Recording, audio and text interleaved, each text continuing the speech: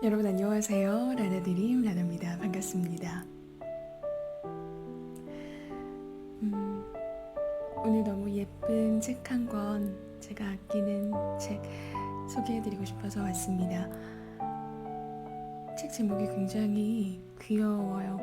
혹시 이 세상이 손바닥만한 스노볼은 아닐까? 이렇게 핑크색 홀로그램 디자인으로 표지가 만들어져 있습니다.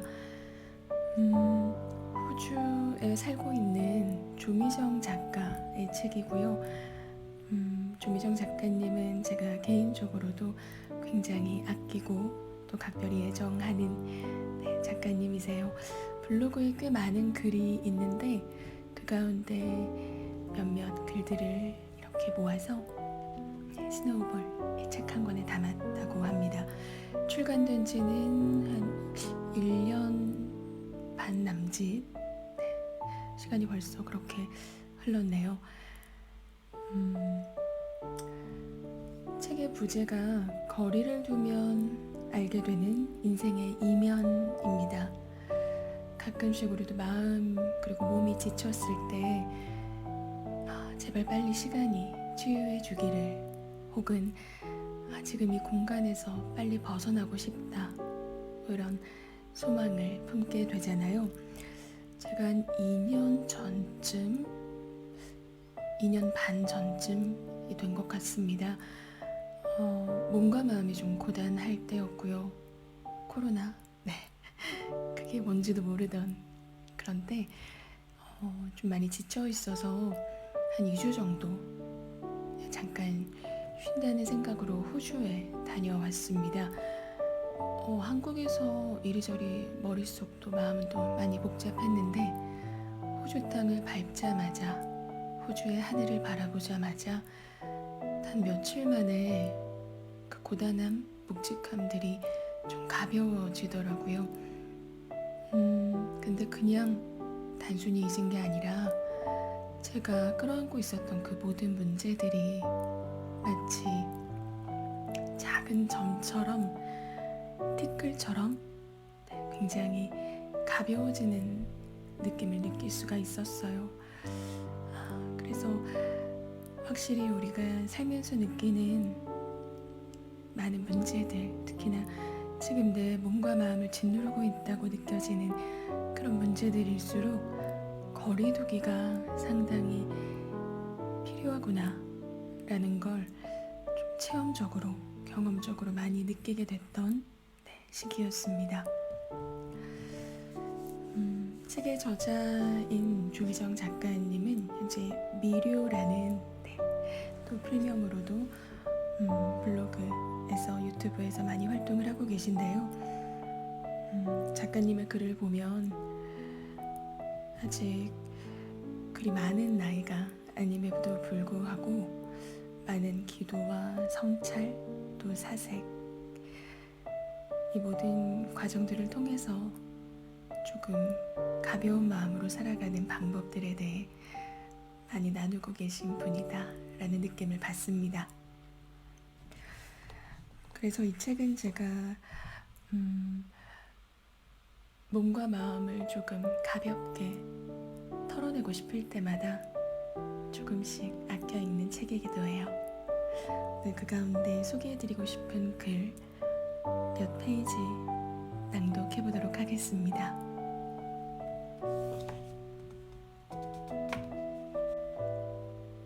부의 감각. 나는 호주 퍼스의 조용한 마을 2층 집에 살고 있다. 1층에 거실과 주방이 있고 2층에 거실 또 하나, 방 3개가 있다. 미국 드라마에 나올 법한 2층짜리 호화저택에 살고 있다. 라면 참 좋겠지만 애석하게도 호화저택은 아니다. 이 집은 70년대에 지어졌고 온 냉방시설이 제대로 갖춰져 있지 않으며 방문과 똑같이 생긴 현관문은 누구든 마음만 먹으면 침입할 수 있을 만큼 허술하다. 하지만 지난 4년간 우리 집에 뭘 훔치러 들어온 사람은 없었다. 낡고 오래된 집을 다른 사람과 나눠 쓰기까지 하고 있지만 2층 집에 살고 있다는 사실이 마음에 든다. 창문이 크고 채광이 좋아서 낮에는 2층 거실이 빛으로 가득하다. 카펫 깔린 계단을 오르내릴 땐 왠지 부자가 된 기분도 든다. 1층에서 내린 뜨거운 커피를 들고 2층 거실로 올라가는 아주 찰나의 순간, 집이 아니라 집 내부 구조가 가져다주는 부의 감각을 어설프게 누린다. 만일 내가 한국에 있었다면 어떤 집에 살고 있을까? 괜히 상상해보기도 한다. 서울에선 2층 집에 살 확률을 가늠하다 보니 부의 환각이 더 선명해진다. 이곳 퍼스에서 서울을 떠올리면 전 남자친구들을 회상하는 심정이 된다. 함께하는 동안 즐거웠고 행복했던 시간을 추억하면 애틋해지지만 한편으로는 후련하면서 너랑 헤어져도 나 이만큼 잘 살고 있다고 자랑하고 싶기도 하다. 내가 뭘 하든 서울은 신경도 쓰지 않겠지만 서울을 약올리는 마음으로 2층 거실 소파에 드러누워 영화를 감상한다. 이창동 감독의 영화 버닝을 봤다. 영화를 보다가 문득 Y의 서울 자취방이 떠올랐다. 남산 근처에 있던 그 원룸은 영화 속 주인공 해미의 원룸 자취방과 흡사하다. 이음새가 깔끔하지 못한 싸구려 도배지, 배달음식 전단지가 더덕더덕 붙어있는 작은 냉장고, 옷장을 대신한 2단 행거, 하루 중 아주 잠깐 빛이 들어오는 창문, 고양이의 흔적, 왠지 모르게 기시감이 드는 장면을 보면서 20대 젊은이들이 부모님에게서 독립해 살 수 있는 서울의 방이란 고만고만하단 생각도 들었다. 상자처럼 좁은 방에 붙어 앉아 무의미한 대화를 주고받던 해미와 종수가 정사를 나누기 시작했다. 대화만큼이나 알맹이 없는 정사였는데 무의미에서 의미를 창조하겠다는 듯 카메라가 뜬금없이 창밖의 남산타워를 비추었다. 영화 주제와 어울리는 메타포가 담긴 심오한 장면이었겠지만 내겐 이것이 너의 지나간 20대의 청춘이리라 하고 선포하는 것 같았다. 그렇게 생각하니 남산타워가 아니라 중세시대 고성이라도 보고 있는 것처럼 까마득해졌다.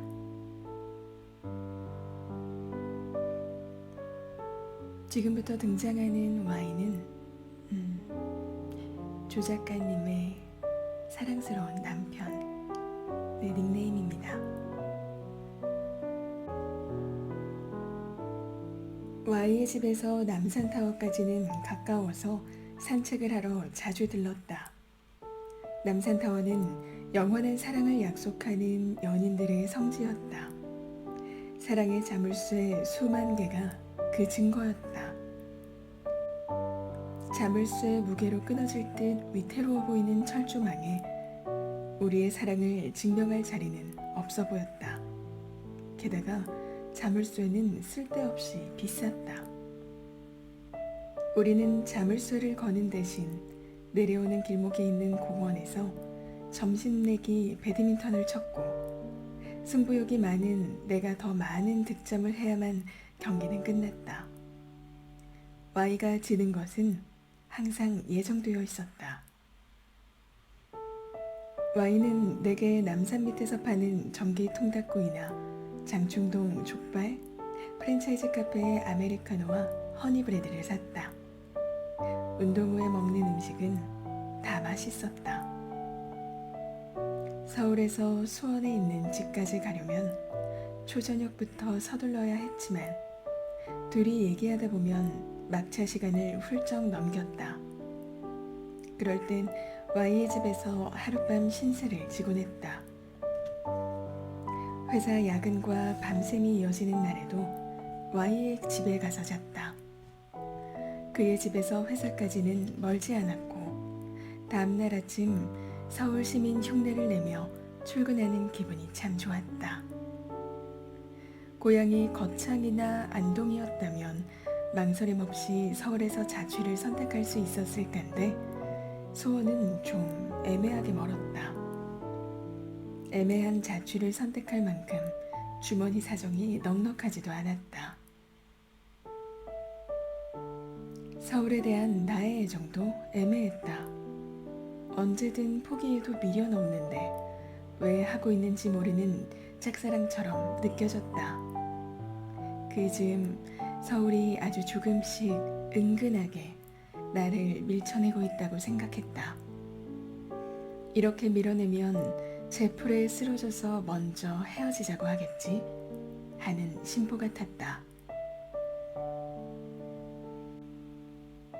고등학생 시절엔 일단 한양에만 입성하면 일사천리 인생이 풀릴 줄 알았는데 한양은 만만한 곳이 아니었다. 서울에서 학교에 다니고 직장도 얻었지만 내가 있을 곳이 아니라는 기분이 자꾸만 들었다. 사회 초년생의 특유의 서투름으로 일도 인간관계도 삐거덕거리던 시절 위험을 알았고 생리는 자꾸만 늦춰지는 가운데 몸과 마음은 피폐해져 갔다. 수원으로 돌아가는 결코 짧지 않은 매일의 여정. 버스와 지하철을 기다리는 동안 눈앞에 펼쳐진 서울의 깜깜한 밤은 나를 더욱더 외롭게 했다. 서울 한복판 어딘가에 보물을 숨겨놓고 찾지 못해 발만 동동 구르는 사람처럼 초조와 방황은 이어져 갔다. 그런 서울 하늘 아래 마음 놓고 쉬고 웃고 누울 수 있는 공간이 있다는 것만으로도 위안이 되었다. Y는 내게 직접 밥을 지어주기도 했다. 대학 시절 롯데호텔 주방에서 아르바이트하면서 배웠다던 요리들을 선보였다. 재료비와 수고비를 따지면 밖에 나가 사 먹는 게 훨씬 저렴하고 편할 것 같은데도 집에서 알리올리오 파스타나 연어 샐러드, 태국식 파인애플 볶음밥, 가지 튀김, 오징어 순대 같은 요리를 뚝딱뚝딱 만들어줬다. 설거지가 필요 없을 정도로 그릇을 깨끗이 비우고 나면 우리는 추리닝을 입은 채 남산에 배드민턴을 치러 갔다. 그 집은 내게 서울이라는 전쟁터의 임시 대피소였다. 무료 숙식을 받아놓고 할 말은 아니지만 그의 방은 정말 임시 대피소처럼 어수선했다. 빨래 건조대 위 널브러진 옷가지들은 개켜진 적 없이 항상 그 자리에 있었다. 비 오는 날엔 빨래가 제대로 마르지 않아 냄새가 났고 화장실에 불이 들어오지 않아 샤워할 때는 스마트폰 플래시를 켜야 했으며 뜨거운 물도 나오지 않았다. 집주인에게 얘기하면 되지 않느냐고 물어보니 Y는 성가시다고 했다. 집주인은 최대한 안 만나는 게 신상에 좋다면서.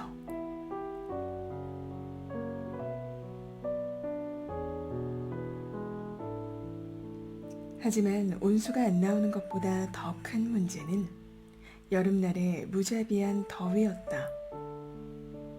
자결하는 여름 땡볕, 종일 달궈진 낡은 빌라의 꼭대기층에서 어디선가 타는 냄새가 난다는 착각에 빠질 정도였다. 에어컨은 없었고 선풍기는 무용지물이었다. 서울의 좁은 방 한 칸도 전세가 4천만 원이라니 대체 뭐가 잘못된 걸까 한참 생각나게 만드는 불볕 더위였다. 사람 둘만 있어도 여름엔 숨이 턱턱 막혔는데 Y는 고양이 2마리를 입양했다. 태어난 지 한 달도 안 된 러시안 블루와 2번이나 파양 경험이 있는 검은색 브리티시 숏 헤어였다. 우리 몸 하나 건사하기 힘든 이 마당에 누가 누굴 보고 키우고 보살핀다는 걸까? 그는 인간이 지긋지긋하다고, 그러나 동물은 무해하다고 했다. 고양이들이야말로 무해한 유정이었다. 그들의 고요하고 나른한 움직임과 빛나는 눈동자에는 생의 의미가 다 담겨있는 것 같았다. 눈길 한번 제대로 주지 않고 있다가 다른 데 관심을 쏟고 있는 사이 야옹 하며 다가와 살을 비빌 때 고양이를 인생의 전부처럼 여기는 사람들을 어렴풋이 이해할 수 있을 것 같았다. 어떤 존재를 조건 없이 대가 없이 사랑하고 사랑받고 있다는 느낌이 마음을 넉넉하게 했다. 나는 그 애들에게 각각 바냐와 반달이라는 이름을 지어주었다. 각각 다른 날 입양된 바냐와 반달은 몇 달에 걸쳐 서로 경계하며 기싸움을 했다. 이해할 수 없었던 것은 밤에는 소리를 지르며 요란하게 싸우다 낮에는 세상에 둘도 없는 연인처럼 서로 목을 끌어안고 잠을 자는 거였다. 잠자리에 든 바냐와 반달의 모습은 꼭 우리 같았다. 나는 바냐처럼 예민하고 까탈스럽고 경계심이 많지만 언제나 사랑이 고팠고, Y는 반달처럼 타인에게 무심하고 어딘가 외골수처럼 보였으며 식탐이 많았다. 서로에게 유일무이한 존재인 반달과 바냐처럼 우리도 그랬다. 힘든 얘기, 억울한 얘기, 슬펐던 얘기, 즐거웠던 얘기, 아무것도 아닌 이야기를 판단이나 편견 없이 나눌 수 있는 유일한 사람이었다.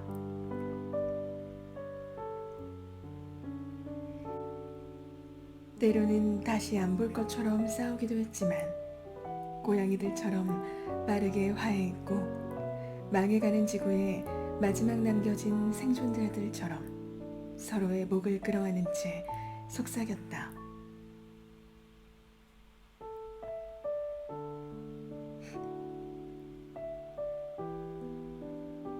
세상엔 우리 둘뿐이야.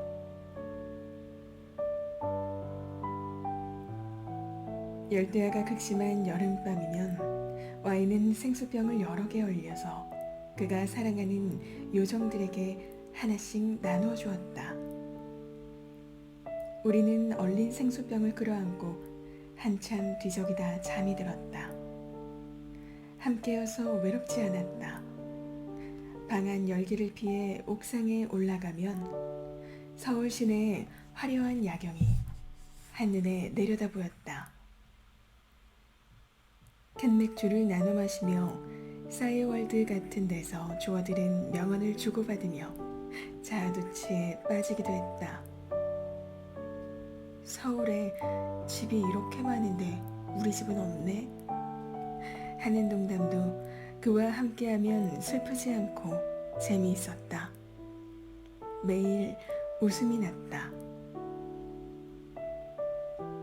옥상에서 보이는 서울 야경이 마음을 말랑말랑하게 했는지 Y는 수백만 개의 불빛들을 바라보며 자신의 어린 시절을 자주 이야기했다. 동네 작은 슈퍼를 운영하던 엄마, 슈퍼 옆에 딸려있던 작은 단칸방에서 네 가족이 함께 자던 일, 연탄가스를 마시는 바람에 온 가족이 동치미를 들이켰던 날, 몸살 감기에 걸린 엄마를 대신해 구멍가게 문을 열고 물건을 팔았던 10살 소년.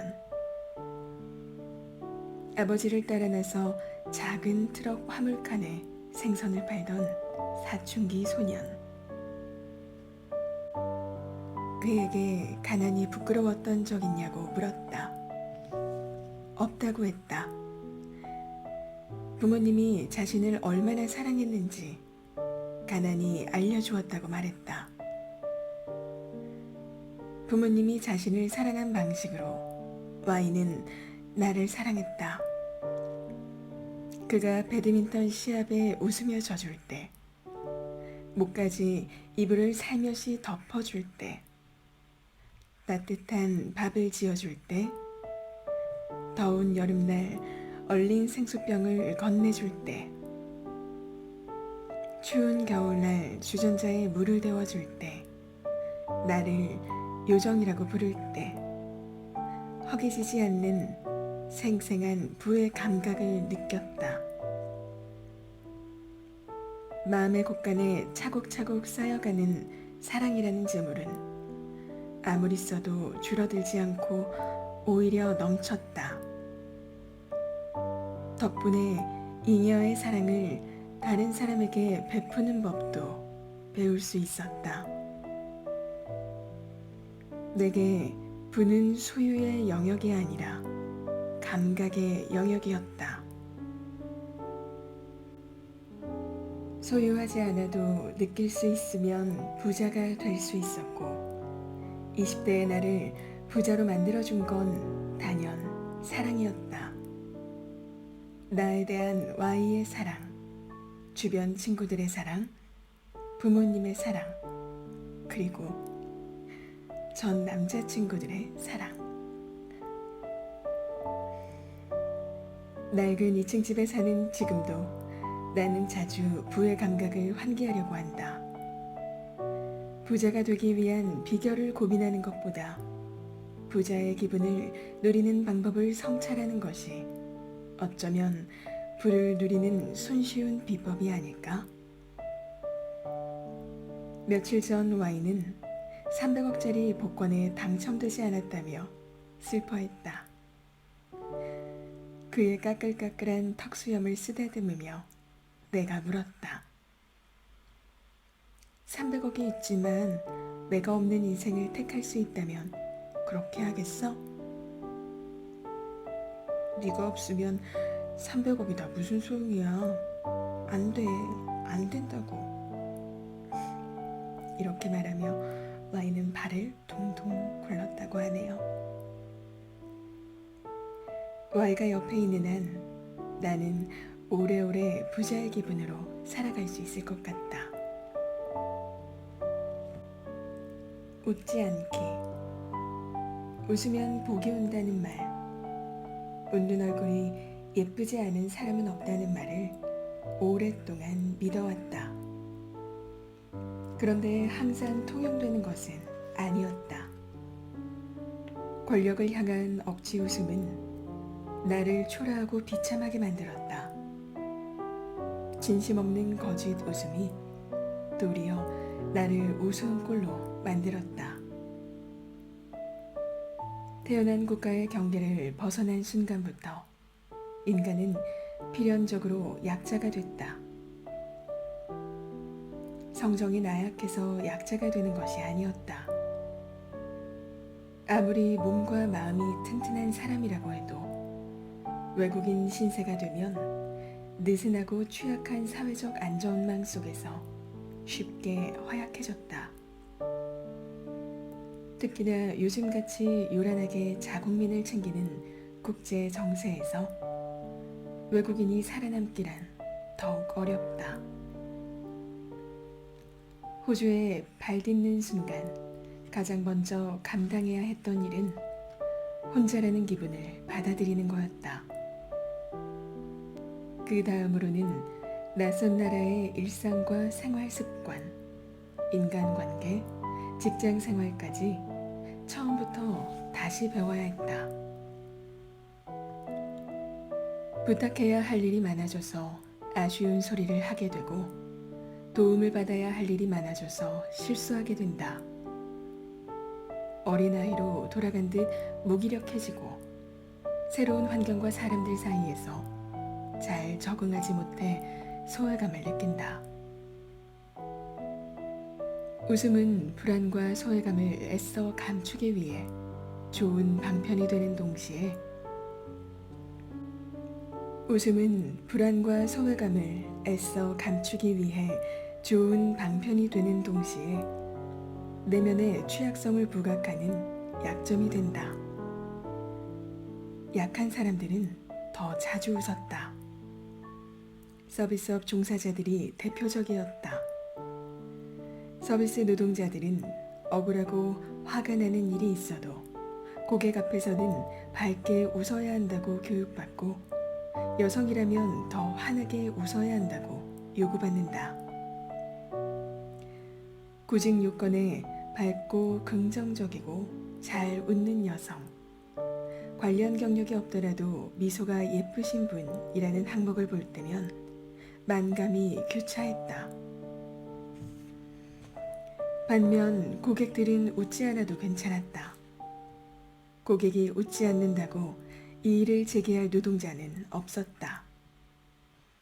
소비자는 돈을 내니까 말도 안 되는 말도 할 수 있는 권리가 있지만 노동자는 바른 말도 최대한 공손하고 예의 바르게 웃으며 말해야 했다. 서비스와 화폐를 교환하는 동등한 관계가 갑을 관계가 되는 것은 정말로 이상한 일이었다. 권력을 가진 사람의 웃음은 권력을 가진 사람은 웃음의 속성을 교묘하게 이용하기도 했다. 웃는 사람의 순수한 의도와 달리 잘 웃는 사람을 얕잡아 보면서 그를 더 나약한 위치로 끌고 내려왔다. 상대방이 웃을 때 웃지 않아도 비난받지 않는 사람이 권력자였다. 권력과 웃음의 상관관계를 깨닫고부터 권력자 앞에서 필요 이상으로 웃지 않겠다고 다짐했다. 약자의 웃음은 도처에 있었다. 어떤 것은 마음 아프지만 어떤 것은 비열했다. 서양인에게만 유독 잘 웃는 동양인을 마주할 때가 덜어있다. 그들은 같은 동양인에게는 냉담하고 거친 태도를 보이면서 서양인들에겐 굽실댄다 싶을 정도로 거짓 웃음을 남발하며 아양을 떨었다. 그토록 서양인 친구가 필요한 것일까? 웃음을 팔아 영어 한자 더 배우고 싶은 것일까? 눈앞에서 제국주의의 잔재를 목격하고 있으면 조금 슬퍼졌다. 생각해보면 남 얘기만은 아니었다. 나도 한때는 밥줄을 하사할 면접관을 향해 어색할 정도로 밝게 웃었고 이성의 호감을 얻기 위해 과한 리액션과 함께 웃었으며 직장 상사의 재미없는 유머에 박장대소를 아끼지 않았다. 호주에 와서 서비스직에서 일하면서부터는 동료와 손님들에게 긍정적인 피드백을 받기 위해 필요 이상으로 웃었다. 영어가 미숙해 실수하면 무안해서 웃었고 누가 실수를 해서 내게 손해를 끼쳐도 괜찮다며 웃었다. 사람들에게 명랑한 사람으로 기억되고 싶어서 또 웃었다. 지금은 웃을 필요가 없는 일 앞에서는 웃지 않으려고 애쓰고 있다. 웃지 않아도 될 때 웃으면 정말로 기쁘고 즐거울 때 웃을 수 없고 사랑하는 사람을 향해 웃어줄 여력이 없어진다는 걸 이제 알게 됐다. 그건 생각보다 무서운 일이었다. 나 또한 잘 웃지 않는 사람을 만날 때 무뚝뚝한 사람이라고 흉보지 말자고 다짐했다. 상대방이 내게 더 상냥하고 예의 바르게 말하지 않았다고 해서 불만을 갖지 말자고 결심했다. 왜냐하면 그 사람에게 나는 아무것도 아니고 그 사람이 나에게 웃어줄 이유가, 상냥할 이유가 하나도 없기 때문이다. 무표정한 얼굴 때문에 오해하는 일 없이 무난하고 적당한 거리의 인간관계를 유지하고 싶다면 화가 나 보이지 않을 정도면 되지 않을까? 만나고 헤어질 때 인사 정도 잘하면 되는 게 아닐까? 내가 웃고 싶을 때 웃는 것이 나를 지키는 방법 중 하나라는 걸. 쓸모없는 웃음들은 아껴뒀다 내가 진심으로 사랑하는 사람들에게 선물해야 한다는 걸 지금이라도 알게 되어 다행이다. 억지로 환하게 웃지 않아도 내면에서 뿜어져 나오는 아우라로 얼굴에 밝은 광이 난다면 좋겠지만 그런 얼굴을 갖는 건 이번 생에 열심히 노력해 다음 생에나 기대해 보겠다. 끝나지 않는 진로 고민. 백수가 되면 마냥 행복할 것 같지만 나름의 고충이 있다. 아침에 눈을 뜨고 제일 먼저 드는 생각은 오늘 뭐 하지였다. 유튜브와 오전 나절을 보내고 넷플릭스와 오후 나절을 보냈다. 누워서 스마트폰을 보고 있으니 한쪽 어깨가 결려오고 혈액순환이 잘 안 됐다. 안압이 높아져 편두통이 오기 시작했다. 가만히 누워서 노는 것도 힘든 일이었다. 무기력한 백수의 날들이 2, 3주 지속되자 나 자신이 밥만 축내는 쓸모없는 인간처럼 느껴졌다. 한창 젊은 나이에 인생을 낭비하고 있다는 생각이 들었다. 100세 시대에 벌써부터 이렇게 살 수는 없었다. 그래, 지금이라도 늦지 않았다. 기술을 배우자. 그런데 무슨 기술을 배우지? 차 정비? 요리? 미용? 자격증을 먼저 따는 게 좋을까? 아니면 영문화 공부를 이어나가 볼까? 철학을 배워볼까? 굶어 죽기 딱 좋은 생각만 하는구나. 그렇게 시작된 진로 고민은 나를 좀먹기 시작했다. 실은 아무것도 하기 싫다. 돌이 되고 싶다. 진짜 돌아버리겠다. 무료함과 피폐함이 돌아버리기 직전 나를 구원하는 테드 영상을 하나 만났다. 연설자의 이름은 엠마 슬레이드. 1995년 그녀는 30살이라는 이른 나이에 투자증권회사 임원으로 발탁되었다.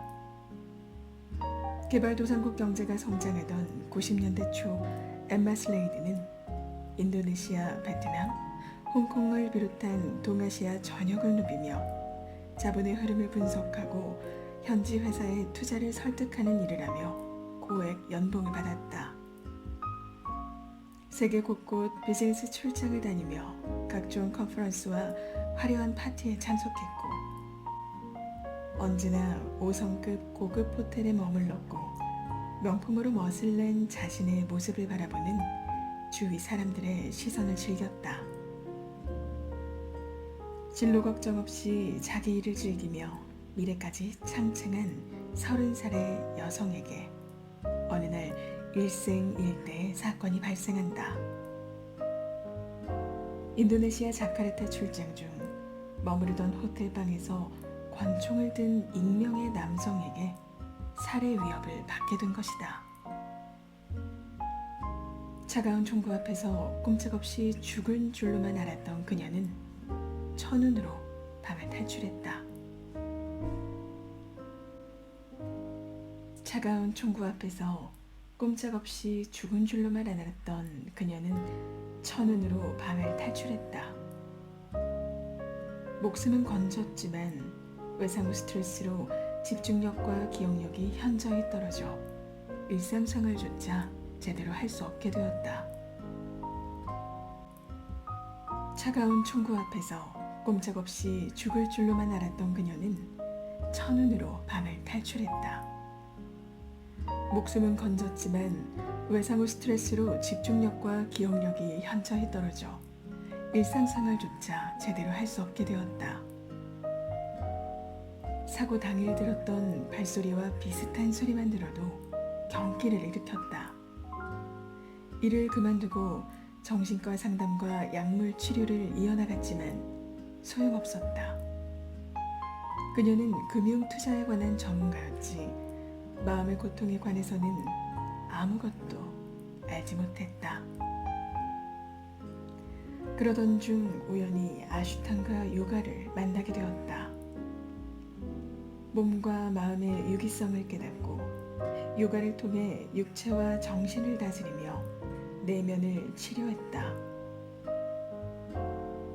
진정한 행복과 자유를 위해 고군분투했던 한 여성의 파란만장한 인생을 다 요약할 수는 없겠지만 결론적으로 그녀는 지금 부탄에서 비구니가 되었고 부탄의 어려운 이웃을 돕기 위해 각종 프로젝트와 기부 활동을 벌이고 있다. 누구나 선망할 30살의 잘 나가는 전문직 여성이 비구니가 되었다는 스토리의 자극성보다 생사의 기로 앞에서 직업적 능력과 재산이 아무런 힘을 발휘하지 못한다는 사실, 아무리 많은 돈을 들여 치료를 받아도 삶의 고통을 치유해주지 못했다는 사실이 인상 깊게 다가왔다. 다시금 진정한 진로의 의미를 생각하게 했다. 그동안 내가 생각해온 진로는 직업의 유사어였다. 청소년기 진로 상담은 대학교에서 무엇을 전공할 것인지에 관한 것이었고, 대학생의 진로 고민은 사회에 나가 어떤 직업을 취할 것인지에 한정했다. 국어사전에 따르면 진로란 앞으로 나아가는 길, 앞으로의 삶의 방향이라는 좀 더 넓은 의미를 내포하고 있다. 무엇으로 먹고 사느냐의 문제와 함께 어떤 인생을 살지에 관한 포괄적인 성찰이기도 한 것이다. 만일 직업이 곧 진로라면 피치 못할 사정으로 일을 할 수 없는 처지에 있는 사람, 하고 싶은 일이나 좋아하는 일을 미처 선택하지 못한 사람은 평생 방향을 찾지 못하고 인생길에서 헤맬 수밖에 없다. 끔찍한 사건을 딛고 일어나 새로운 진로를 찾게 된 엠마 슬레이드 스님의 연설을 통해 하루빨리 자격증을 따서 번듯한 직업을 가져야 한다는 조급함과 직업을 통해 자아 실현을 하려는 강박관념을 조금이나마 내려놓을 수 있었다. 앞으로 나아가야 할 길, 삶의 방향을 새삼 다시 생각하면서 진로 자체보다 진로를 바라보는 내 마음에 관해 고민하게 되었다. 우선 내가 어떤 모습이든 나 자신을 긍정하는 태도가 시급했다. 이틀째 머리를 안 감은 백수의 나, 스마트폰 중독이 되기 직전의 나, 이런저런 이유를 대며 자꾸 일을 그만두는 나, 자꾸만 우울하고 무기력해지는 나, 이런 나를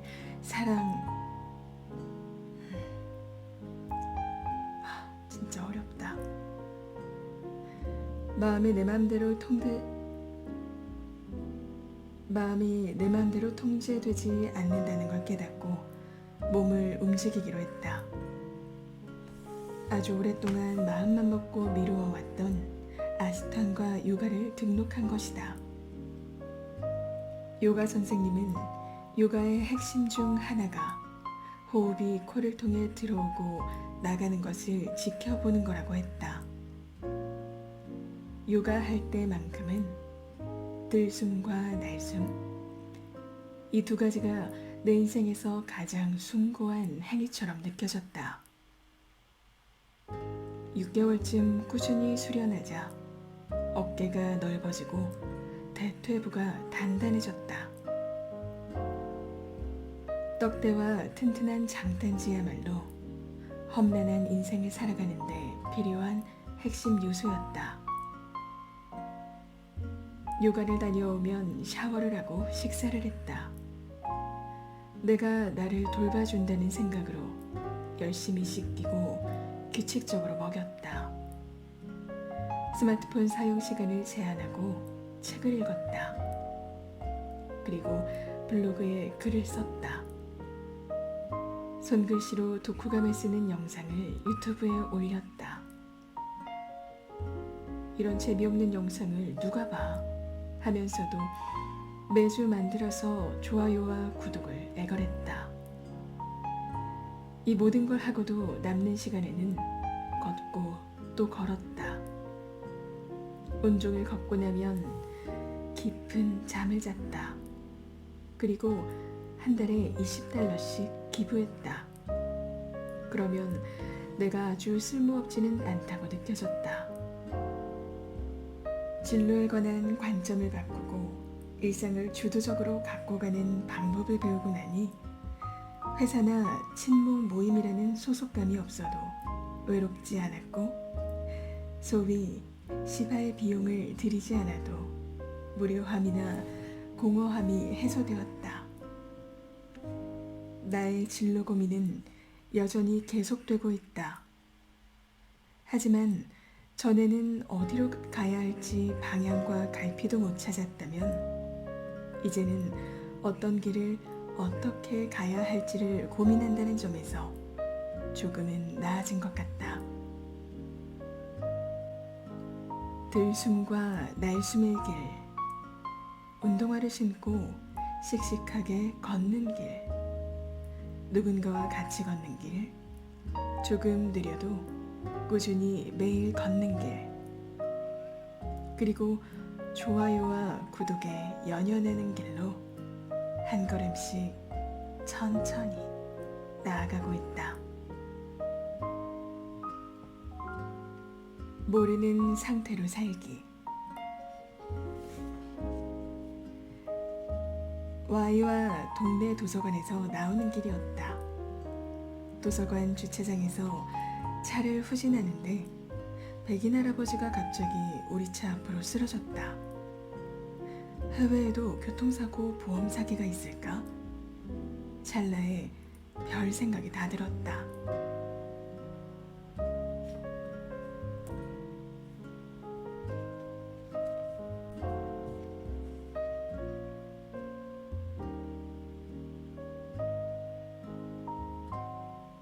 놀란 나는 얼른 차에서 내려 몸집이 큰 노인에게 다가가며 괜찮으냐고 물었다. 그의 곁에 가까이 가서 부축하려고 했을 때 마리화나의 씁쓸한 풀냄새와 싸구려 위스키 냄새가 났다. 눈이 발갛게 충혈되어 있었고 눈동자는 공허했다. 그는 괜찮다고 했다. 다만 혼자 걸을 수 없으니 차까지 데려다 달라고 말했다. 노인을 부축하면서 그의 팔이 내 팔에 바짝 닿았다. 밀가루를 바른 듯 건조하고 푸석푸석한 피부가 느껴졌다. 간담이 서늘해졌다.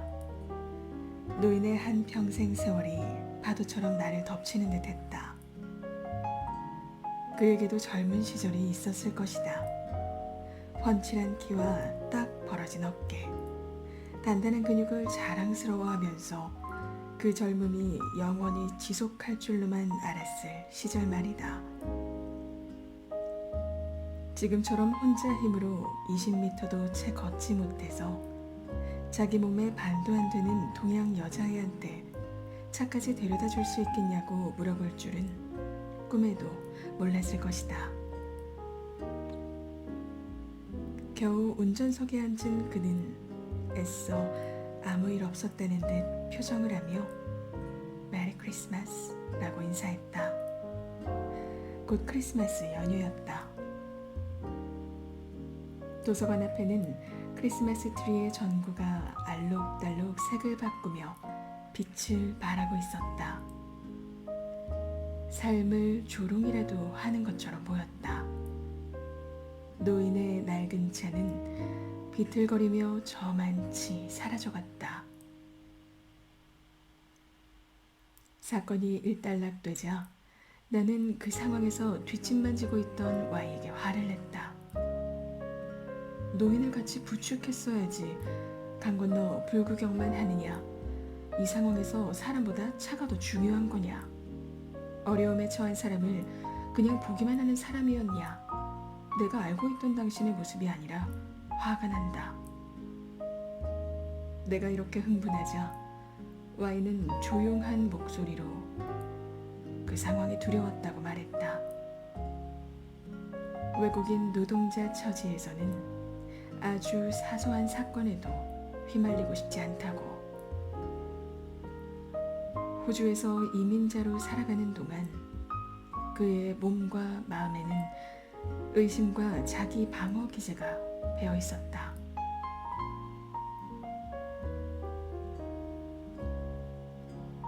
Y가 일하는 가게에서 사장과 동료들은 그를 슈퍼맨이라고 불렀다. 존은 우리 주방의 슈퍼맨이야. 혼자서 일당백 못 해내는 일이 없지. 하지만 Y는 알고 있다.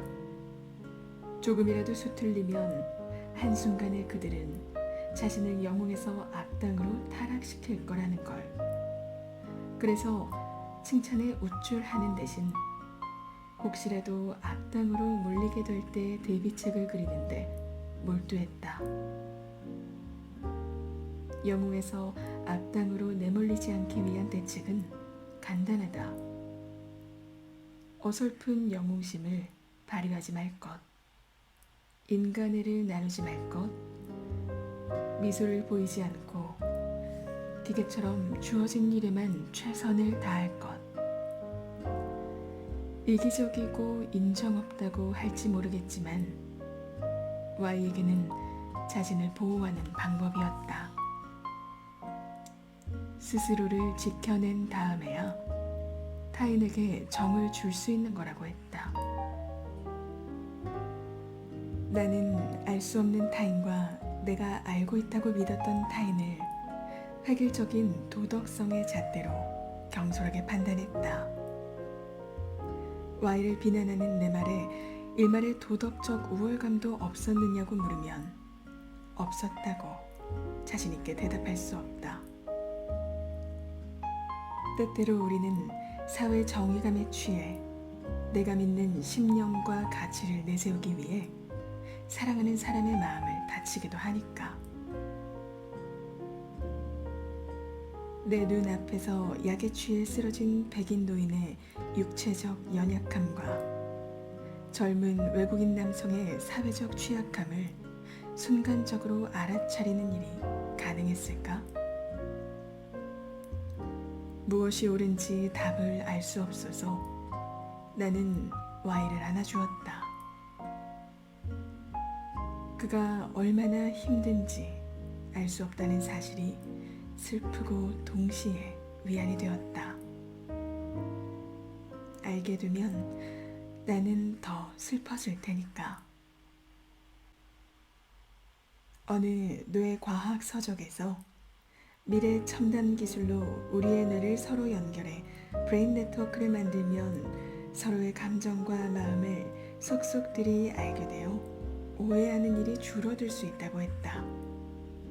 그러나 어쩌면 오해하는 편이 정신건강에 더 나을 것이다. 인간에게 필요한 것은 알미 아니라 모르는 상태인지도 모른다. 많은 걸 안다고 해도 모르는 상태를 유지할 수 있는 사람. 아무것도 확신하지 않는 사람이 되고 싶다. 하지만 나는 자꾸만 그 사실을 잊는다. 나를 다 안다고 믿고 타인을 다 안다고 믿으면서 화를 내는 사람을 향해 얼굴을 찌푸리고 어느 나날에는